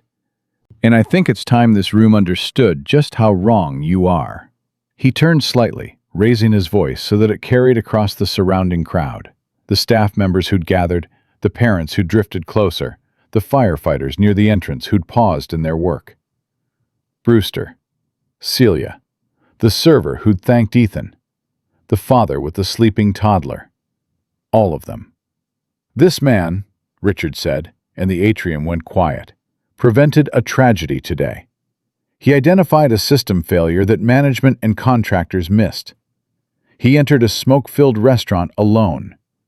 He manually overrode a jammed emergency shutter that would have trapped dozens of people. He cleared the room. He carried an unconscious man to safety. And he did all of it with training that most people in this building, most people in this country, cannot begin to comprehend." He paused, letting the words settle. "His name is Ethan Cole. He is a United States Army Ranger. He served 4 combat deployments. He earned one of the most difficult qualifications in the American military. And for the last 4 years, he has worked in this building as a maintenance technician. Not because he couldn't do more, but because being present for his daughter mattered more to him than prestige, money, or recognition." The silence in the atrium was absolute. Even the children had gone still, sensing the gravity the way animals sense weather. Richard turned back to face Ethan directly. Their eyes met, and in that moment, something passed between them that didn't require words. A recognition that transcended rank, age, circumstance. 2 men who understood what service meant. 2 men who knew what it cost. Richard pressed his feet together. His heels clicked faintly against the marble. His shoulders squared. His chin lifted. His spine became a straight line, the posture of a man preparing to honor something sacred. And then, with the slow, deliberate precision of a gesture that carries 30 years of meaning behind it, Richard Hale raised his right hand to his brow in a formal salute. The atrium gasped. Not loudly, not dramatically. It was the kind of collective inhale that happens when a room full of people suddenly understands something they didn't understand a moment ago. The sound of assumptions breaking. The sound of a world being rearranged. Ethan didn't return the salute. He hadn't saluted anyone in 8 years. That part of his life was folded and stored, the way a flag is folded after a ceremony, with care, with reverence, but with finality. But he held Richard's gaze, and in his stillness, in the absolute steadiness of his posture, he acknowledged what was being offered. Not honor, not glory, just recognition. The simple, overdue recognition of a man who had never asked for it. Richard held the salute for 5 full seconds. Then he lowered his hand slowly, and the room exhaled. Vivian was crying, not the performative tears of someone seeking sympathy. These were the quiet, ugly tears of someone confronting the full weight of their own cruelty. She stood behind her father with her hands covering her mouth, her shoulders shaking, replaying last night's laughter against the image of her father, the most formidable man she'd ever known, saluting the person she'd mocked. A maintenance guy. That's what she'd called him. A maintenance guy in work boots. And her father had just saluted him as a ranger. The server who'd been pulled from the smoke stepped forward. "He saved my life," she said, her voice carrying across the quiet. "I couldn't breathe. I couldn't see. He told me to stay low, and he got me out." The father with the toddler spoke next. "He put himself between my son and the shutter. He didn't even know us." Tyler, the busboy, still pale and shaking. "I froze. I hid behind the bar. He found me and talked me through it. He didn't judge me. He just got me out." One by one they came forward. Not a parade, not a spectacle, just ordinary people, one at a time, saying what they'd seen, what he'd done, who he was. And Ethan stood in the center of it, uncomfortable, exposed, wanting nothing more than to pick up Lily and walk out the door. But then Lily appeared at his side. She'd slipped away from Celia and crossed the atrium on her own, drawn by the same instinct that always drew her to him. She took his hand, the unburned one, and pressed herself against his leg. She looked up at Richard. "Are you a soldier too?" she asked. Richard crouched down to her level. "I was, a long time ago. Different kind, but yes." "Is that why you did that thing with your hand?" "The salute? Yes." Why did you do it to my dad? Richard looked at her. This small, fierce, paint-covered child with glitter in her hair and an unwavering grip on her father's hand. And something in his expression softened in a way that probably hadn't happened in years. "Because your dad is the kind of man who deserves it," he said. "And sometimes the world forgets to tell people like him that." Lily nodded, as if this confirmed something she'd always known. "I tell him every day." Richard smiled. It was small, barely there, but it was real. "Then you're smarter than most of us." He stood back up and faced Ethan. "I meant what I said. If you ever want a different path, federal crisis response, training programs, private sector security, I will personally make it happen. One phone call." Ethan shook his head. "I appreciate it, but I have everything I need." Richard followed his gaze down to Lily. She was leaning against Ethan's leg, holding his hand with both of hers, watching the room with the quiet confidence of a child who knows she is standing next to the safest place in the world. "I see that," Richard said quietly. "I see that clearly." Then Vivian stepped forward. She'd wiped her face, but the evidence of tears remained. Red eyes, raw cheeks, the trembling chin of someone who knew an apology was insufficient, but had nothing else to offer. "Ethan," her voice was barely audible, "I need to say something." He looked at her, not with anger, not with warmth, with the neutral, measured attention of a man waiting to hear what someone would do with the opportunity to be honest. "Last night," she began, and her voice broke immediately. She swallowed and started again. "Last night, I looked at you and decided I knew everything about you, based on your uniform, based on your boots, based on what I assumed your life was." She pressed her fingers against her eyes. "I walked out laughing. I walked out and I laughed at you in front of an entire restaurant." She lowered her hands. "And today, my father saluted you. My father, who has never saluted anyone outside of a formal ceremony in my entire life, saluted you in front of 100 people. Because you were the exact kind of man I was too arrogant and too shallow to see." Her voice steadied, not with composure, but with a raw, painful commitment to finishing what she'd started. "I don't expect you to forgive me. I wouldn't forgive me. But I needed you to hear me say that I was wrong. Completely, totally, inexcusably wrong. And I'm sorry. The atrium held its breath. Ethan looked at her for a long moment. He thought about last night, the wine glass cracking, the laughter, the hostess who couldn't meet his eyes. He thought about sitting in his truck afterward, staring at the steering wheel, thinking about Lily's good luck card. He thought about all of it. Then he said, "You didn't hurt me, Vivian. I've been through things that make last night look like a bad restaurant review." She flinched. "But you should know something," he continued, his voice quiet but carrying. "When you walked out of that restaurant laughing, I went home to my daughter. She asked me how the date went, and I had to look her in the eye and tell her a version of the truth that wouldn't break her heart. Because she'd made me a good luck card with stars on it, and she believed the world was going to give her dad something good." Vivian's face crumpled. "That's who you hurt," Ethan said. "Not me. Her hope. So if you're going to be sorry for the right thing." Vivian pressed both hands against her mouth. Behind her, Richard closed his eyes briefly. The reaction of a father hearing something that cut deeper than any professional briefing ever had. "I'm sorry," Vivian whispered through her fingers. "I'm so sorry." Ethan gave a single nod. "That's enough." He looked down at Lily.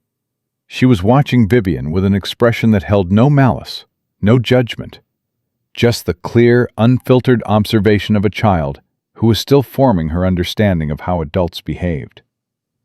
"Dad," she said softly, "can we go home now?" "Yeah, Bug. Let's go home." He lifted her into his arms. She wrapped her hands around his neck and rested her head on his shoulder, the weight of her small body settling against him like an anchor finding the ocean floor. He turned toward the exit. Behind him, Richard Hale stood with his hands at his sides, watching. Brewster stood beside him, still processing. The crowd lingered, not because they wanted more, but because they weren't ready to let the moment end. And Vivian Hale stood alone in the center of the atrium, tears running silently down her face, watching the man she'd laughed at walk away holding the only thing in the world that mattered to him. He made it 12 steps toward the exit before Lily lifted her head from his shoulder. "Dad, wait." "What's wrong?" "My painting. I left my painting on the table." He stopped. Of course. The painting. The tall building with colorful windows and gold glitter, and the words "Dad's Mall" written in her careful, wobbly handwriting.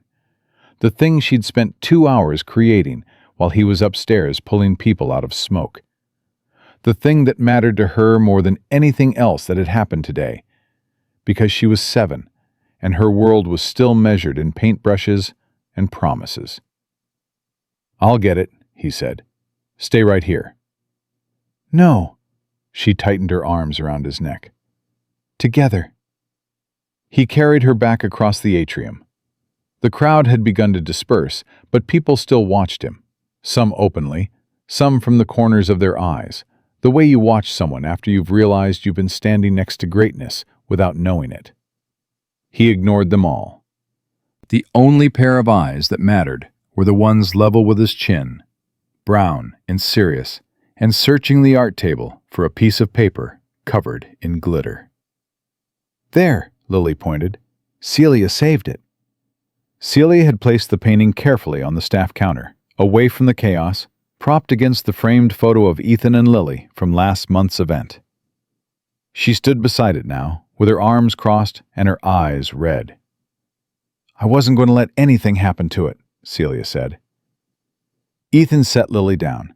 She ran to the counter, picked up the painting with both hands, and held it out in front of her, inspecting it for damage, the way a museum curator inspects a masterpiece. "It's perfect," Lily declared. "No wrinkles." "Thank you," Ethan said to Celia. Celia shook her head. "Don't thank me. Thank you. For everything." She wiped her eyes quickly with the back of her hand. Go take care of that hand. And Ethan? He waited. Bring her back next month. We're doing clay sculptures. She already told me she wants to make a dog. A big dog, Lily corrected from the counter. Like a Great Dane, but purple. Celia laughed. The kind of laugh that breaks through emotional exhaustion, because a child says something so purely absurd that the human heart has no choice but to respond. A purple Great Dane. Got it. Ethan picked Lily up again, painting secured between her chest and his, and turned toward the exit for the second time. He passed Brewster, who was standing near the stairwell, arms folded, watching him with an expression that was still rearranging itself. Ward? Yeah, Brew? 4 years. You worked for me 4 years, and you never said a word. Ethan adjusted Lily on his hip. Nothing to say. Rangers, Ward. 75th Regiment. 4 deployments. You never thought that was worth mentioning? It's not who I am anymore. Brewster unfolded his arms and took a step closer. His voice dropped. Yeah, it is. It's exactly who you are. It's who you were today when everyone else was running and you walked into smoke. He paused. I just want you to know, when you come back to work Monday, things are going to be different. I don't want different. Tough. You're getting different.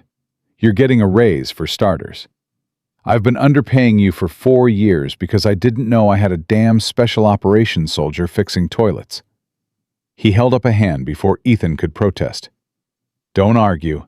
I already called corporate. It's happening. Ethan looked at him. There were things he could have said. That he didn't take the job for money. That he took it for the hours. That the only currency he cared about was time with Lily. But Brewster's face held something that went beyond professional guilt. It held the quiet shame of a man realizing he'd looked at someone every day for 4 years and never really seen him. Okay, Ethan said simply. Thank you. Don't thank me. Just stop pretending you're ordinary. It's insulting to the rest of us who actually are. Despite everything, the smoke, the burns, the exhaustion, the weight of the day pressing against every muscle in his body, Ethan laughed. A short, real laugh that cracked through his composure like sunlight through a doorframe. Brewster grinned. There he is. Now get out of here before I start crying in front of the interns. Ethan carried Lily through the main entrance. The automatic doors slid open and the evening air rushed in, cool, clean, carrying the faint sweetness of October leaves and distant rain. After hours of recycled air and smoke residue, it hit his lungs like a gift. Lily inhaled deeply. The outside smells so good, Dad. Yeah, it does. Better than the mall. Way better than the mall. They walked through the concourse toward the parking lot. The sun was low, painting long golden lines across the pavement, turning the glass walls of the Ellington Grand into mirrors that reflected the sky back at itself. Ethan's shadow stretched out in front of him, elongated, carrying the smaller shadow of his daughter on one side and the rectangular shadow of her painting on the other. His phone buzzed in his pocket. He shifted Lily and pulled it out. Marcus. Bro, I just heard what happened at the mall. Are you okay? Someone posted the video online. Is that you carrying a guy out of a restaurant? Ethan stared at the message. A video. Someone had filmed him. Of course they had. Everyone filmed everything now. He put the phone back in his pocket without responding. He'd deal with Marcus later. He'd deal with all of it later. Right now, there was only the walk to the truck, and the child in his arms, and the October air filling his lungs like a promise. They reached the ice cream cart near the parking lot entrance. The vendor, a heavy-set man in a paper hat who'd been selling cones here for as long as Ethan had been working at the Grand, looked up and waved. Hey, Mr. Cole! Rough day, huh? You could say that. I heard sirens earlier. Everything okay in there? It is now. The vendor looked at Lily. What's it going to be today, sweetheart? Strawberry, Lily said without hesitation. 2 scoops. Ethan raised an eyebrow. 2 scoops? You usually get 1. Today was a 2-scoop day, Dad. He couldn't argue with that. 2 scoops of strawberry, and the coffee for me. You got it. The vendor handed Lily her cone and Ethan his coffee. Ethan reached for his wallet, but the vendor shook his head. On the house. You don't have to do that. I know, but my nephew works in the restaurant upstairs. He just texted me.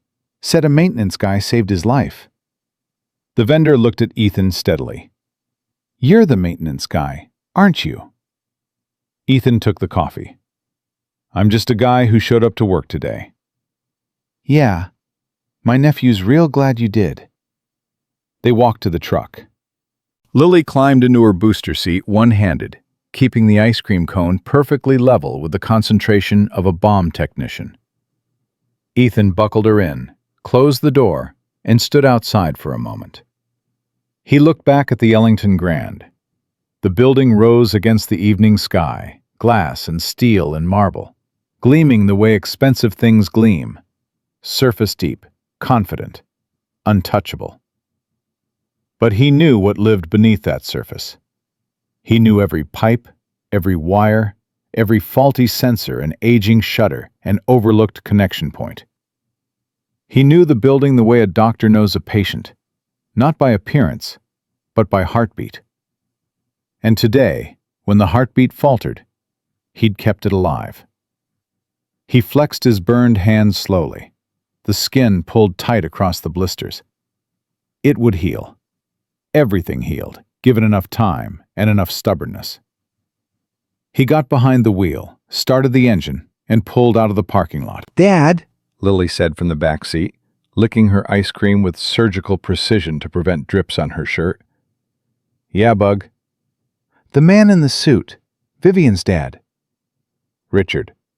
Yeah, he was really serious when he did that hand thing, the salute. He was. Why? Ethan glanced at her in the rearview mirror. She was watching him with that look again, the one that demanded the real answer, not the edited version. Because a long time ago, before you were born, I had a different job, a really hard job. And Richard had a similar kind of job, a long time ago too. When he recognized what I used to do, he wanted to show respect. That's what the salute means. What kind of job? I was a soldier, Bug. Lily's eyes went wide. She stopped licking the ice cream. Like a real soldier? A real soldier. With a uniform? A different uniform. Green, not blue. Did you have a gun? Yes. Did you go to a war? He gripped the steering wheel a little tighter. Yes. I went to a war, more than once. Were you scared? Sometimes. But you went anyway? I went anyway. She processed this in silence for a full block. The ice cream started dripping onto her hand. She didn't notice. Is that why you're so calm all the time? She asked. Like today? When everyone was scared and running, you just walked in and fixed everything. Mrs. Alvarez says you never panic. She says you're the calmest person she's ever met. Mrs. Alvarez is very kind. Dad, I'm asking you a real question. He pulled the truck to a stop at a red light and turned around to look at her properly. She was sitting up straight in her booster seat, ice cream dripping, painting in her lap, glitter in her hair, and an expression on her face that was far too old for 7 years. Yeah, he said quietly. That's why. The Army taught me how to stay calm when things go wrong, and I've never stopped using it. Is that why you took the job at the mall? Because you already knew how to keep buildings safe? Partly, but mostly because the hours let me pick you up from school every day at 3:15. She stared at him. The light turned green. A car behind them honked. He turned back and drove forward. "Dad?" "Yeah?" "You gave up being a soldier to pick me up from school?" "I gave up being a soldier because being your dad was a better mission." She didn't respond for a long time. 3 blocks. 4. The ice cream continued its slow, unstoppable drip down her hand and onto the painting, leaving a pink streak across the gold-glittered building. She didn't care. She was thinking so hard her whole face had changed shape. "Dad?" "Yeah, Bug?" "That lady, Vivian. She laughed at you last night because of your uniform." His chest tightened. He hadn't realized she'd put it together. "How do you know about that?" "I heard you tell Brewster's name on the phone once, and today, when she was crying and saying sorry, I figured it out. She was your date, the one who didn't like your shirt." 7 years old. This child was 7 years old, and she'd assembled the entire narrative from fragments, silences, and the micro-expressions of adults who thought they were being subtle. "Yeah," he said. "She was. She was really mean." "She was wrong. There's a difference." "What's the difference?" "Mean people enjoy hurting others. Wrong people don't know they're hurting others until it's too late. Vivian was wrong, and today she realized it." Lily considered this. "Do you forgive her?" He thought about it, really thought about it, with the honest weight the question deserved. "I'm working on it," he said. "Forgiveness takes time. But I don't hold it against her. People make mistakes. What matters is whether they learn from them." "Do you think she learned?" "I think your grandpa would say she got a crash course." Lily smiled at that, the small, knowing smile of a child who understands more than she lets on. Then she looked down at her painting and saw the ice cream damage. "Oh no, there's strawberry on my mall." "Does it bother you?" She tilted her head, studying the pink streak cutting diagonally across the glittered building. "Actually, it looks like a sunset." "A strawberry sunset." "The best kind." She smoothed the painting carefully. "I'm still giving it to you, sunsets and all." "I'll hang it on the fridge." "Next to my good luck card?" "Right next to it." They drove the rest of the way home in comfortable silence, the kind of silence that exists between people who don't need words to confirm that they're okay. The evening light dimmed. Street lights flickered on. The city settled into its nighttime rhythm, and the inside of the truck became a small, warm capsule, moving through a world that had tried its best today to break Ethan Cole, and had failed. At the apartment, he carried her upstairs because she'd fallen asleep in the last 3 blocks, the ice cream cone still clutched in her hand, now reduced to a soggy stub. He pried it from her fingers gently, dropped it in the kitchen trash, and carried her to her room. He laid her on the bed, pulled off her shoes, and tucked the blanket around her without waking her. The glow-in-the-dark stars on her ceiling shimmered faintly. The painting, strawberry sunset and all, rested on her nightstand where he'd placed it. He stood in her doorway for a long time, watching her breathe, counting the rise and fall of her chest the way he used to count his own breaths during long watches in the desert.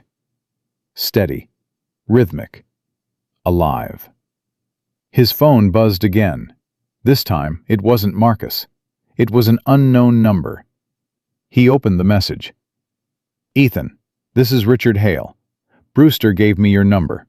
I hope you don't mind. I want to reiterate that my offer stands. Not because I pity you. Because the country needs men like you, in positions where their training can save lives on a larger scale. But I also understand that some missions are more important than the ones nations assign. Your daughter is lucky, and so is anyone who stands near you when the world goes sideways. Respectfully, R. Hale."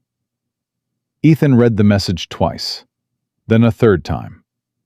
He sat down on the edge of the pull-out couch, the same couch where he'd sat last night, replaying the sound of Vivian's laughter and the crack of that wine glass. 24 hours. That's all it had been. 24 hours between humiliation and revelation. Between a woman laughing at his uniform and her father saluting the man inside it. He looked at the fridge. The "Good Look Dad" card was still there. The 7 yellow stars. The 2 stick figures holding hands, one tall, one with triangle hair. Next to it, Lily's crayon drawing of their building, titled Home. Tomorrow he'd hang the new painting beside them, the tall building with colorful windows and gold glitter and a strawberry sunset. The mall that she said he helped stay alive. He thought about replying to Richard's message. He typed 3 different responses and deleted all of them. Then he typed a 4th. "Thank you, sir. I know what you're offering, and I know what it's worth.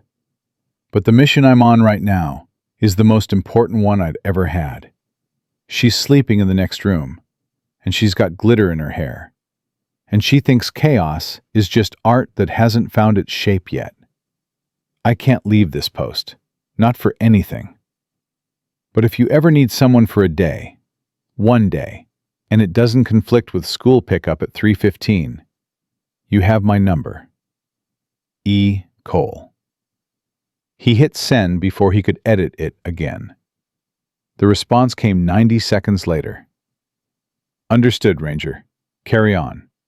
R.H." 2 words. Carry on. The same 2 words his commanding officer had used at the end of every briefing, every debrief, every moment when a soldier needed permission to keep doing exactly what he was already doing. Ethan set the phone on the counter and lay back on the pull-out couch. The springs groaned beneath him. The ceiling was cracked in the corner, a fracture he'd been meaning to patch for 3 weeks. The apartment was small, underfunded, held together by discipline and duct tape, and the sheer force of one man's refusal to let anything fall apart. But it was home, and the person sleeping in the next room made it worth every sacrifice, every overlooked promotion, every laughed-at uniform, every night spent on a couch that was never quite long enough. He closed his eyes. The events of the day cycled through his mind one last time. The smoke, the shudder, the weight of the unconscious man on his shoulder, Richard's salute, Vivian's tears, Lily's fierce grip on his hand. He let each image arrive, register, and pass. No attachment, no resistance, just acknowledgement, the way a soldier processes a completed mission before filing it away and preparing for the next one. The next mission would start in 7 hours. The alarm would go off. He'd make coffee with a towel pressed against the machine. He'd pack a turkey sandwich, cut diagonal. He'd write a note for her lunchbox, maybe something about butterflies flying 3,000 miles without stopping. He'd walk her to school. He'd listen to her stories. He'd fix the flickering light on the second-floor landing. He'd go to work at the Ellington Grand and walk the corridors that nobody saw and keep the systems running that nobody thought about. And at 3:15, he'd be standing outside her school, the way he always was, the way he always would be. Because Ethan Cole didn't need a salute to know his own worth. He didn't need a rich man's approval, or a shallow woman's apology, or a burning building to prove what he carried inside. He'd known it in the desert. He'd known it in the dark. He'd known it every morning when a small hand reached for his, and a gap-toothed smile reminded him why he'd chosen this life over every other life he could have had. Some men are built for spotlights. Ethan Cole was built for something harder. The quiet, relentless, unglamorous work of showing up every single day. No applause, no recognition, no audience. Just a little girl with glitter in her hair who thought chaos was art that hadn't found its shape yet. And a father who would walk through fire, who had walked through fire, to make sure she never doubted, not for one single day, that she was the most important mission in the world. The apartment settled into silence. The fridge hummed. The glow-in-the-dark stars shimmered through the half-open door of Lily's room. And somewhere on her nightstand, a painting of a tall building with a strawberry sunset dried slowly in the dark, waiting to be hung on a refrigerator door that was already covered in proof that love doesn't need a title, a salary, or a uniform to be the strongest force in any room. It just needs to show up. And Ethan Cole always showed up.